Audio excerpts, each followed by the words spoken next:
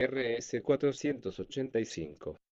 Esta es una evolución del RS232.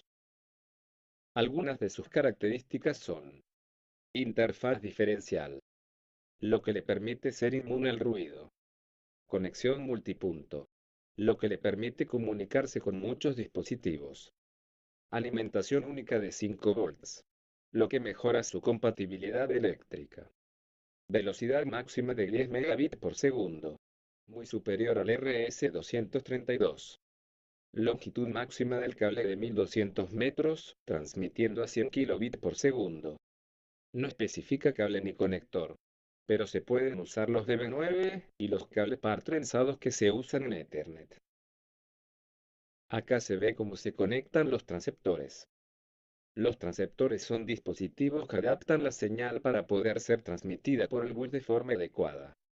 Puede ser punto a punto, multidrop, donde un solo dispositivo envía y los demás reciben, o multipunto, donde todos pueden transmitir y recibir.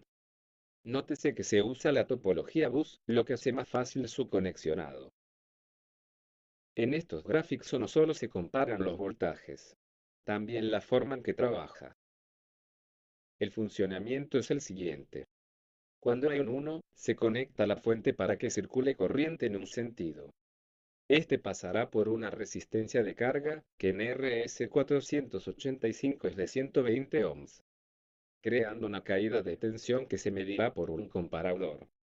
Cuando es un 0, se conecta la fuente para que circule la corriente en el sentido opuesto, creando un voltaje opuesto en la resistencia. Y el comparador tendrá a su salida un voltaje inverso. El comparador nunca mide con respecto a masa, por lo que se evitará que el ruido de los demás dispositivos pase a la señal de datos.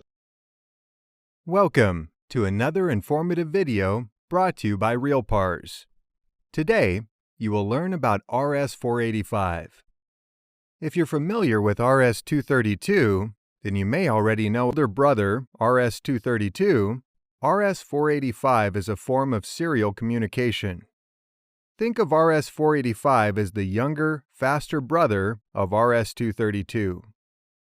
What made it such an advancement over RS-232 was the fact that it could transmit not only a single device-to-device transmission, but also a communications bus to connect multiple devices at once.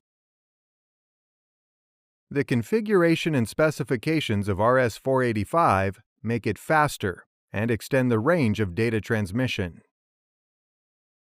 You aren't limited to 50 feet of cable like with RS-232. The maximum cable length for RS-485 is typically listed as 1,200 meters, or about 4,000 feet.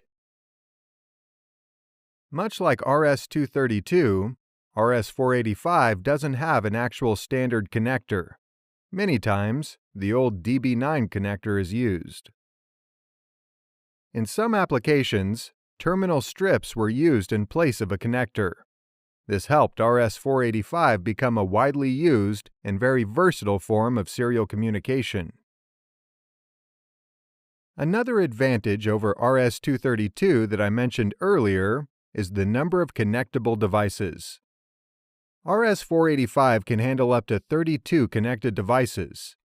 RS-232 could only handle 1. This allowed users in manufacturing facilities to connect larger applications and whole machines with one protocol. Another plus for RS-485 is that it is less susceptible to noise issues. Electric noise can cause all kinds of problems for electronics. RS-232 referenced ground to decipher the data it was transmitting.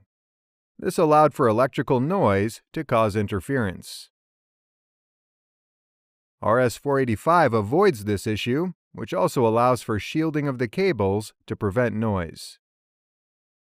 You may be wondering, what can I do with serial communications, especially RS-485? One very common example in the automation world is remote control of VFDs, or variable frequency drives. Many people just call them motor drives. A simple network of a PLC, VFD, and an HMI allows remote control of motors in an industrial setting. Let's say you are monitoring a water pump filling a vessel.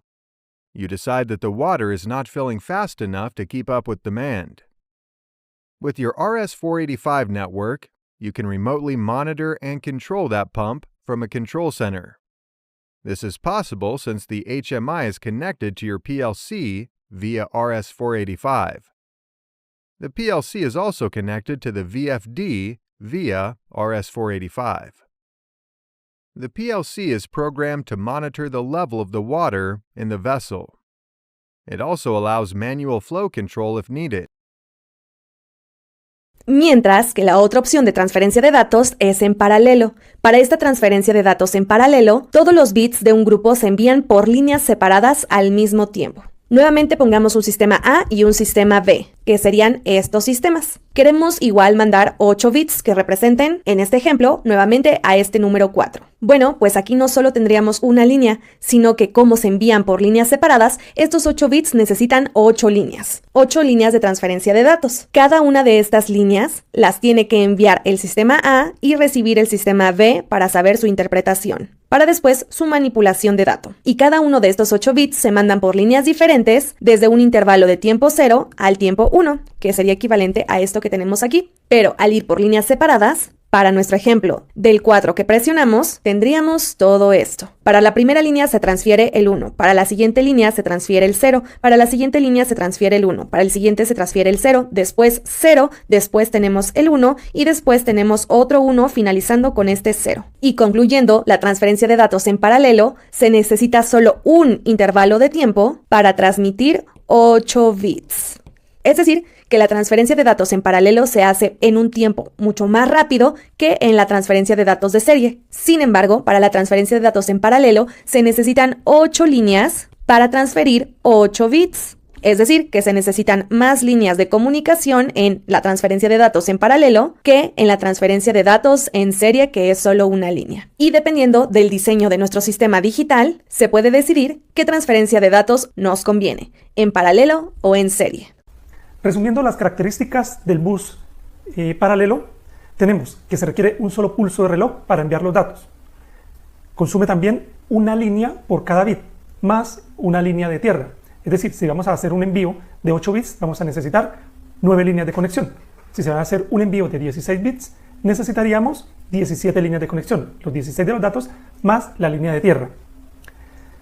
¿En qué se usa este tipo de comunicación paralela? En cámaras. Internamente los circuitos integrados también tienen comunicación paralelo. En los procesadores de las computadoras, los buses que se hablan en una computadora que son de 64 o 32 bits son paralelos. La comunicación de memorias, tanto memorias internas como memorias externas para computadores, también se hace de manera paralela. Vamos a hablar también sobre la cantidad de datos que se pueden enviar con este protocolo, con el bus paralelo. Es baja teniendo en cuenta la cantidad de líneas que se necesitan. En cuanto a la velocidad de transmisión, se puede decir que es alta debido a que se pueden transmitir múltiples datos de manera simultánea. La distancia de transmisión es baja, ya que como el dato tiene que viajar a través de un conductor, bien sea un cable o una pista de un circuito impreso, van a resultar en pérdidas, ¿sí? Va a ir como atenuándose su señal. El número de receptores es bajo, ya que normalmente esa comunicación se realiza en parejas, 1 a 1. Sin embargo, hay ocasiones en donde se utilizan habilitadores, pero esto genera que se añada otra línea de control, ¿sí? Entonces nos va a consumir más líneas.